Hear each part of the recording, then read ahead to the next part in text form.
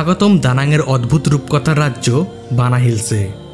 প্রকৃতির কোলে দাঁড়িয়ে আছে পাহাড় চূড়ার এক অপূর্ব স্বর্গরাজ্য, যেটি পর্যটকদের কাছে ভিয়েতনামের অন্যতম জনপ্রিয় ভ্রমণ গন্তব্য।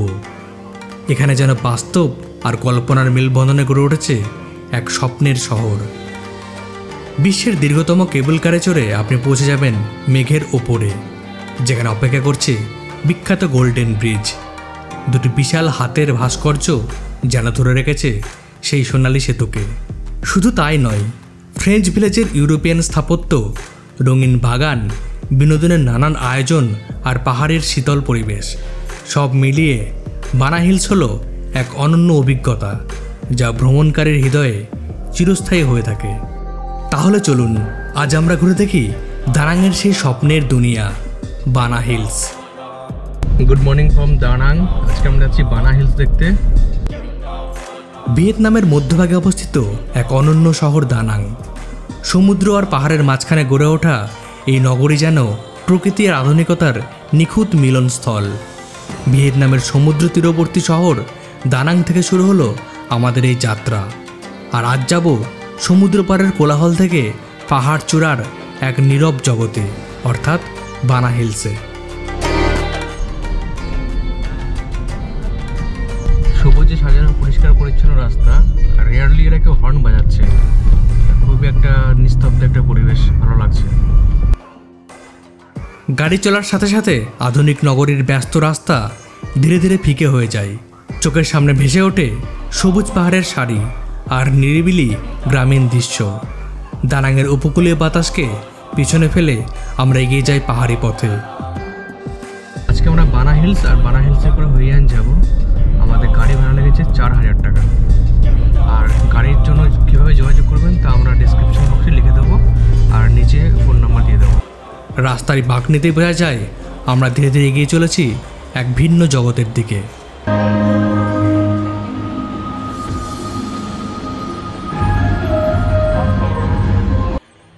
ভিয়েতনাম এমন একটি দেশ যার ইতিহাস প্রাচীন সভ্যতা আর যুদ্ধের গল্পে ভরা, কিন্তু প্রাকৃতিক সৌন্দর্য যে কত বিচিত্র তার আর এক নাম এই দানাং।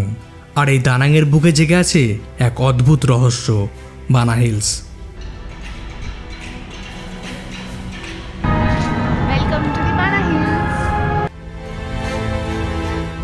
আমরা বানা হিলসের টিকিট বুক করি klook.com থেকে। এজন্য আমাদের জনপ্রতি টিকিট পড়েছিল ভারতীয় মুদ্রায় 4000 টাকা, আর একদিনের মোট গাড়ি ভাড়াও পড়েছিল 4000 টাকা। সো আজকে আমরা ভার্চুয়ালি আপনাদের নিয়ে যাব বানা হিলসে। দেখতে থাকুন আমাদের দেখবো এবার জগৎ থাকে ইউটিউব চ্যানেল। অবশেষে আমরা পৌঁছে যাই বানা হিলসের কেবল কার স্টেশনে। এখান থেকে শুরু হয় বিশ্বের অন্যতম দীর্ঘ আর মনোরম কেবল কার যাত্রা। কেমন লাগছে অবশ্যই আমাদের জানাবেন কমেন্টের মাধ্যমে।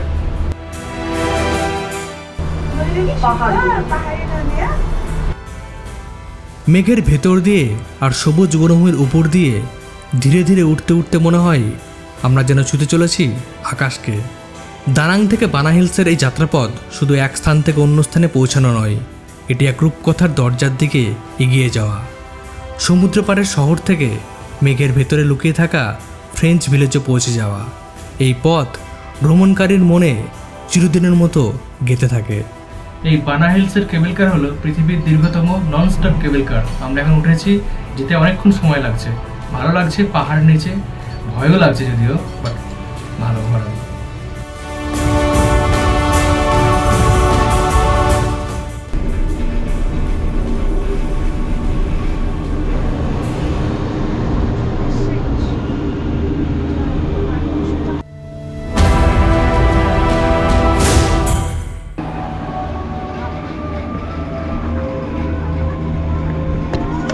ভারত মাতা কি জয়। এখানকার প্রধান আকর্ষণ গোল্ডেন ব্রিজ। দুটি বিশাল আকার পাথরের হাত এই গোল্ডেন সেতুটিকে ধরে রেখেছে। দেখে মনে হয় যেন কোনো দৈত্য পাহাড়ের চূড়া থেকে মানব সভ্যতাকে একটু উপহার দিচ্ছে। এই সেতুর উপরে দাঁড়ালে মনে হবে আপনি হেঁটে যাচ্ছেন মেঘের উপর দিয়ে। গোল্ডেন ব্রিজ কেবল একটি স্থাপত্য নয়, এটি ভিয়েতনামের আধুনিক ডিজাইনের প্রতীক। এখানে দাঁড়িয়ে ভ্রমণকারীরা অনুভব করেন মানুষের সৃজনশীলতা আর প্রকৃতির সৌন্দর্যের অপূর্ব মিলন। মনে হচ্ছে আমি এখন চীনের প্রাচীরের উপর দিয়ে হেঁটে বেড়াচ্ছি। দুর্দান্ত অভিজ্ঞতা, এখানে খুব সুন্দর লাগছে। প্রচুর লোকে ছবি তুলছে, ছবি তোলার মতোই জায়গা, আসলে খুব ভালো।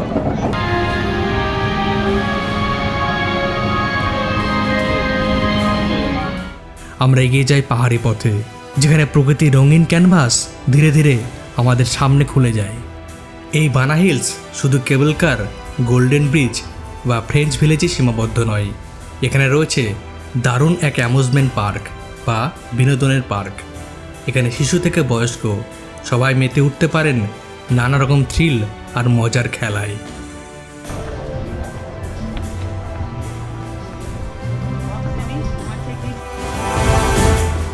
বানা হিলসের আরেকটি অপূর্ব আকর্ষণ হলো এখানকার বাগান বা গার্ডেন্স।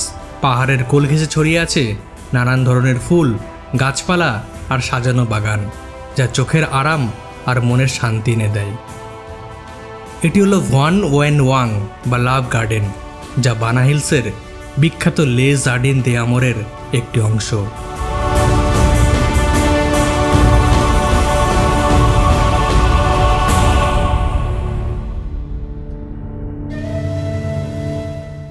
মনে হচ্ছে আফ্রিকার জঙ্গলে ঢুকছি, পুরো জঙ্গল আর বড় বড় দেওয়াল।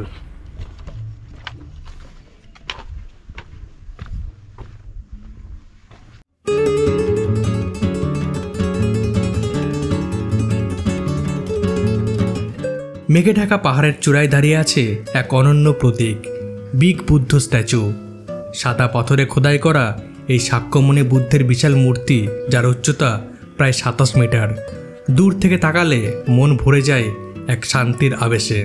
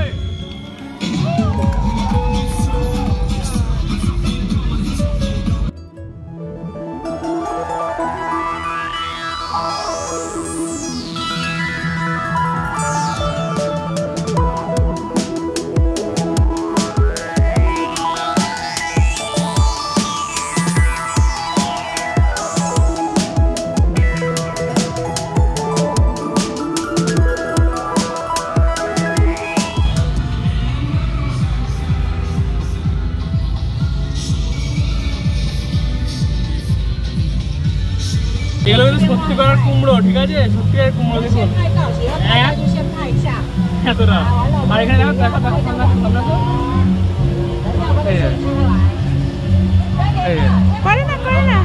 আরে করে চলে যায়।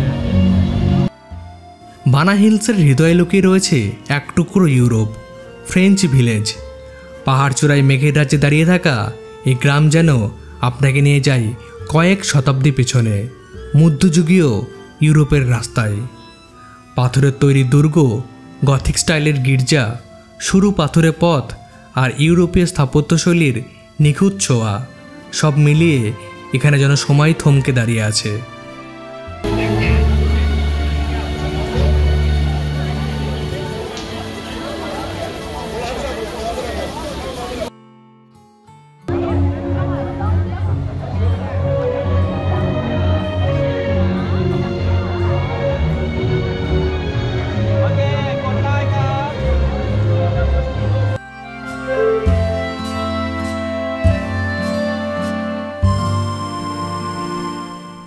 সমুদ্রপৃষ্ঠ থেকে 1500 মিটার উচ্চতায় অবস্থিত এই বানা হিলসে প্রথমে ফ্রেঞ্চরা এসে রিসর্ট তৈরি করে, পরবর্তীকালে এটা অ্যামিউজমেন্ট পার্কে পরিণত করা হয়।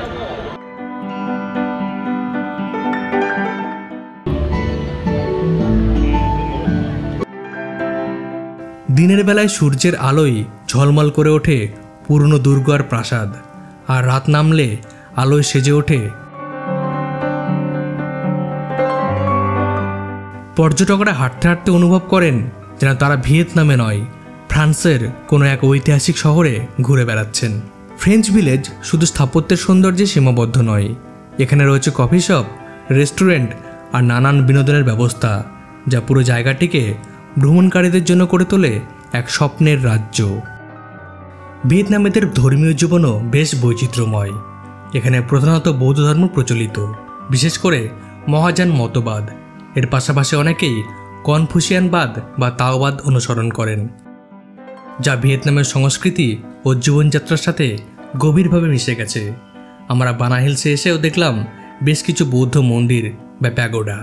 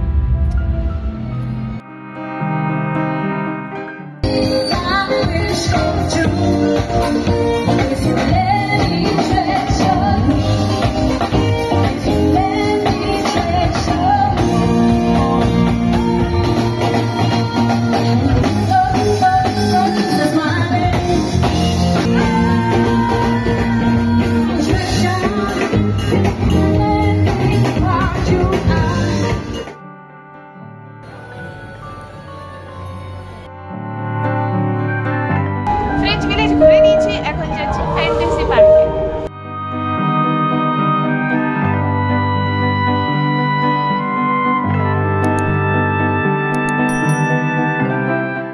বানা হিলসের উপরের ভাগ থেকে নিচে নামতে প্রায় 20 মিনিট টাইম লাগলো, যদিও কেবল কারের যে জার্নিটা সেটা স্মুথ রয়েছে আর আবহাওয়া ভালো রয়েছে, দেখতে খুব ভালো লাগছে উপর থেকে, ভিউটা অসাধারণ।